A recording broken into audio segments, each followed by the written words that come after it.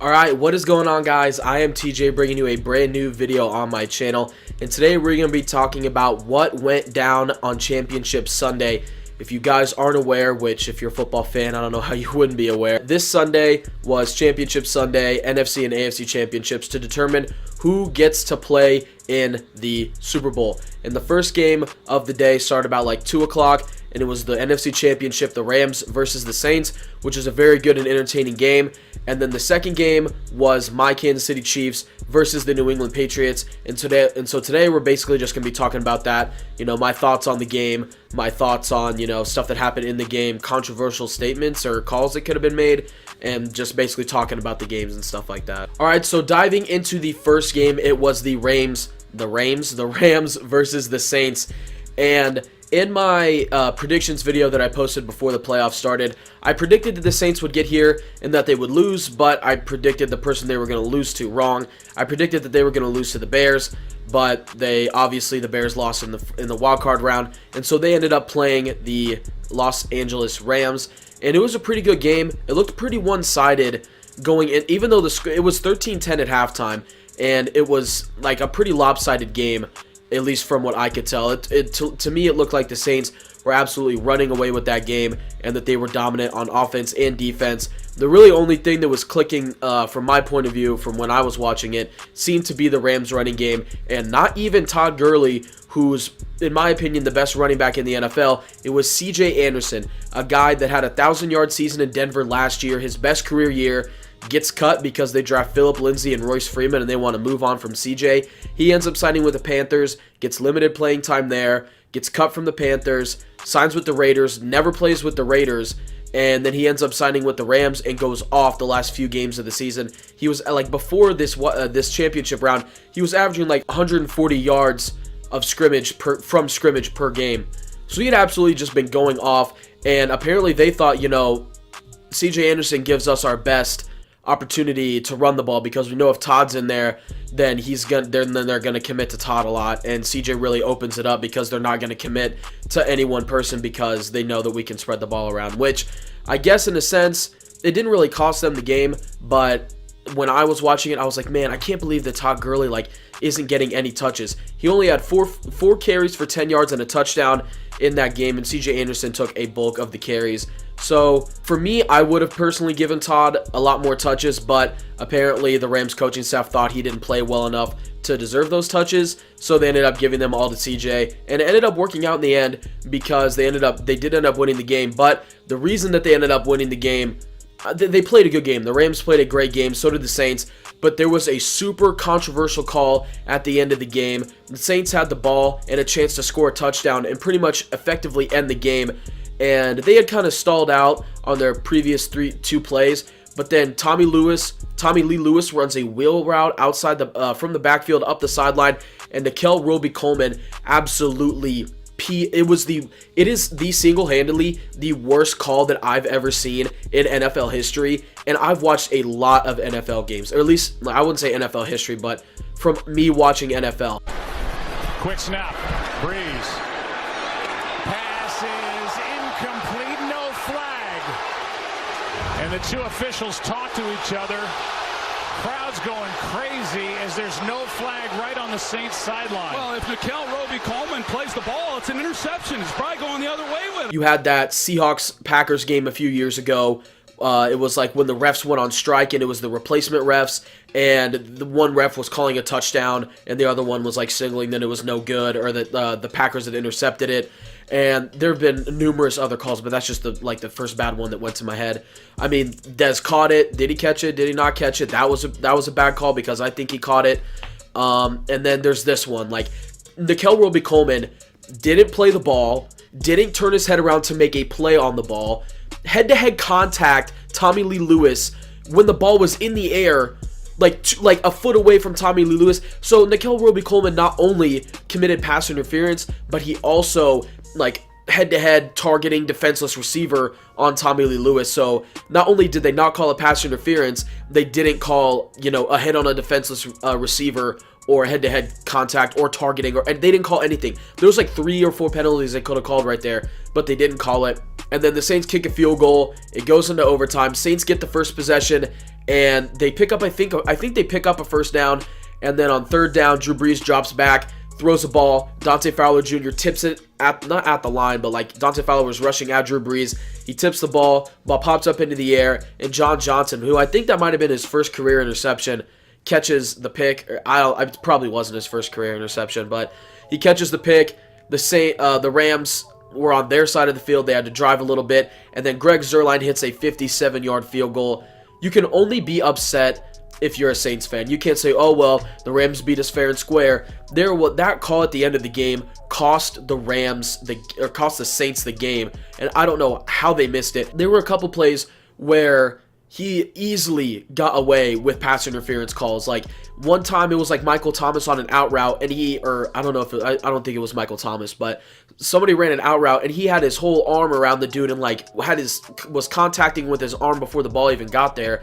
And then he ends up, having that horrible call on Tommy Lee Lewis. But at the end of the day, the Rams won on that Greg Zuerlein 57-yard field goal, and they are going to be going to the Super Bowl. So the second game, the night game, the primetime game, was the Chiefs versus the Patriots at Arrowhead, a place where Tom Brady has struggled. He never has typically played his best games against the Chiefs. He beat us in a playoff game a few years ago. He beat us this year, but that was like a lot of rushing yards, and we typically like kind of keep him under wraps a little bit, and the run ends up killing us, and that's why we end up losing the game most of the time. It's just because we can't seem to stop the run, and that's kind of why we lost this game too. The last time Tom Brady played in Arrowhead, everybody dubbed it, the end of the Brady era in New England, because I think we beat him like 42-12 or like 41-12 or something like that. But, that obviously wasn't the end of that era, because after that, they went on to win, I think, 1 or 2 more Super Bowls. But the game was a very exciting game. It was a very fun game to watch. I thought I was going to throw up, the entire game. I was just so stressed and so anxious watching that game. As a Chiefs fan, my takes, sometimes are going to be biased, but I try my best. I think that the Chiefs were a top 2 team in the NFL, and I think that Patty Mahomes is the MVP. But that's a lot of stuff that a lot of people agree with. And when I'm doing analysis and stuff like this, I'm not going to say, oh, well, the Chiefs are whatever. That doesn't matter. I got on a little, my brain just went off right there. But it was a very one-sided game going into the second half. The Patriots were up 14-0. They honestly should have only been up 10-0, or they should have probably only been up 14-3 or 10-3, but we just didn't capitalize. Patty took a sack. A pretty crucial sack that knocked us out of field goal range on a third down that we could have made the game closer. And literally, if we kicked that field goal, then we win the game. Because when they scored that touchdown, we would have been tied, and then we could have drove down the field, kicked the field goal to win the game. But since we didn't score in the first half, it cost us later in the game. And then the second half rolls around, and this was exactly like it was in Week 6. The Patriots dominated the first half, and then the Chiefs come out in the second half and absolutely go to work. And that's what they did. I think we came out on our first possession, and it was like a three-play possession.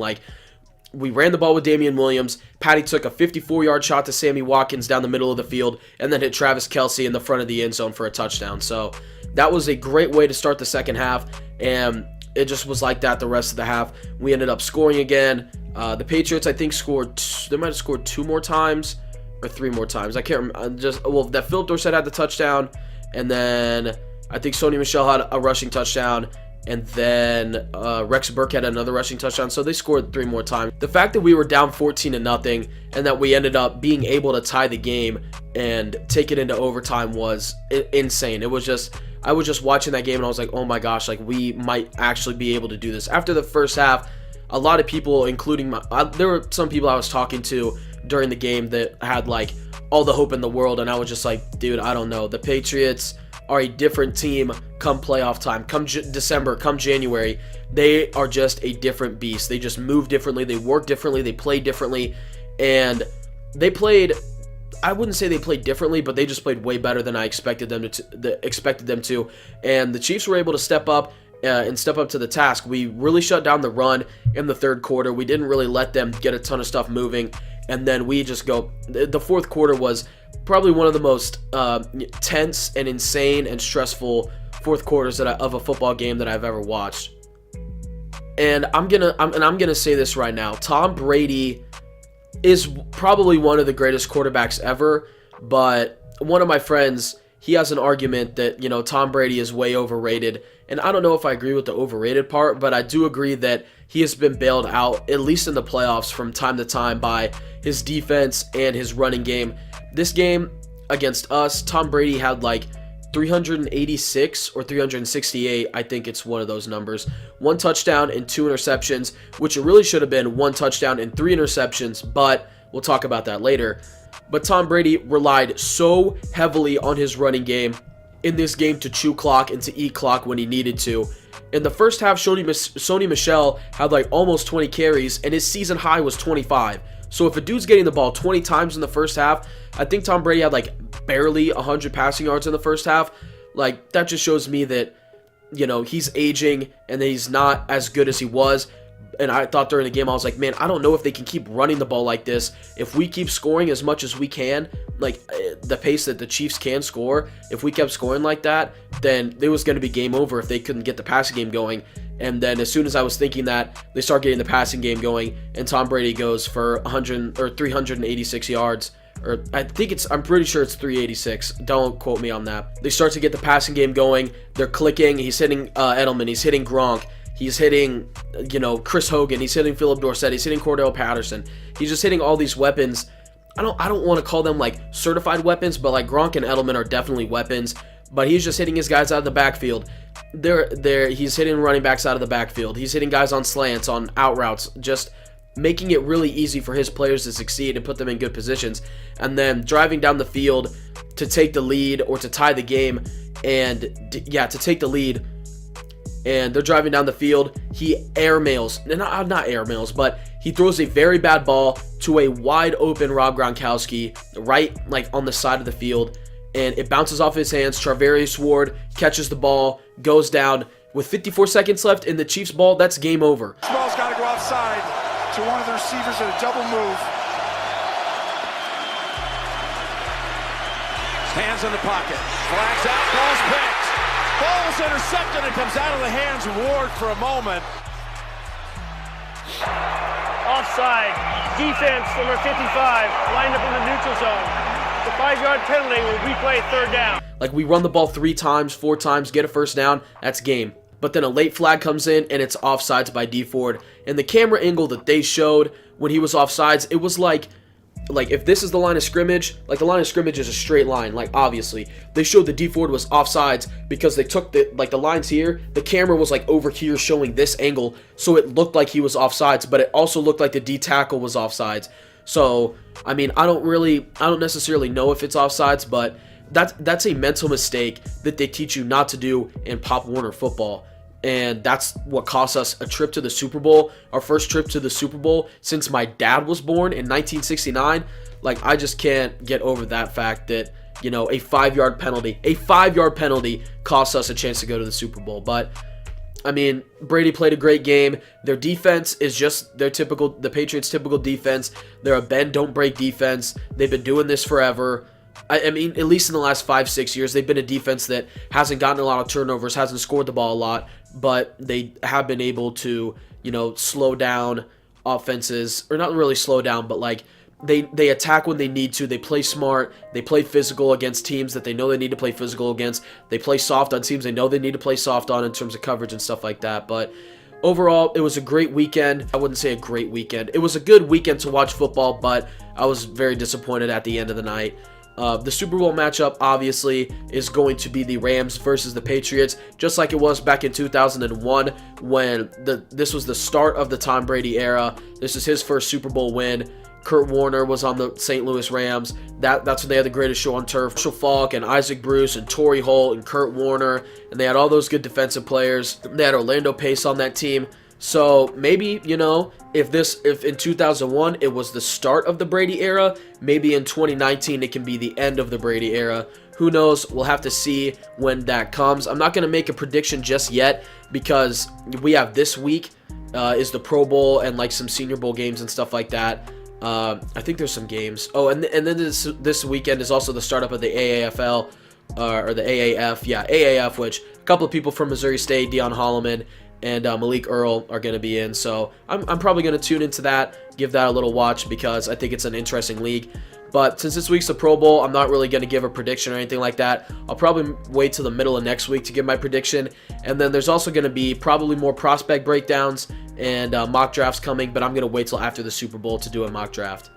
Alright, so that's going to do it for me, guys. Please leave a like if you did enjoy, and if you enjoyed the face cam. I know my glasses are busted up. I'm going to be getting a pair of frames here in a little bit, so don't gas me, don't roast me on those. But thank you guys for watching the video. Like I said just a couple seconds ago, I'm going to be doing more mock drafts, more prospect breakdowns, more versus series, stuff like that in the future. I'm going to I want to wait till after the Super Bowl to do that type of stuff, so that I can get, like, I know that the draft order is, like, situated the way that, like, it's not going to change unless people trade or stuff like that. So that's going to do it for me, guys. I'm TJ, and I'll see you next time. Peace.